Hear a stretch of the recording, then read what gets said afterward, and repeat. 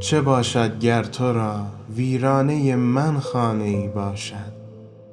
تو گنجی، گنج را جا گوشه ویرانه ای باشد. نباشد بزم تو جای من دیوانه، جای من به کنج گلخنی یا گوشه ویرانه ای باشد.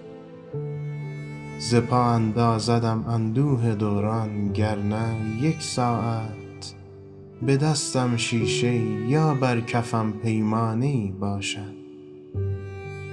نباشد آشنا گر با من آن بیگانه وش، بهتر که شب با آشنایی روز با بیگانه ای باشد.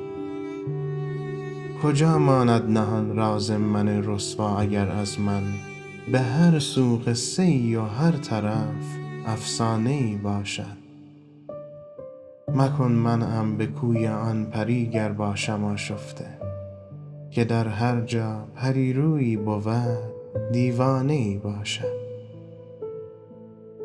نباشد جا اگر در خانه اش ما را رفیقان بس، که در شهری که باشد خانه او خانه ای باشد.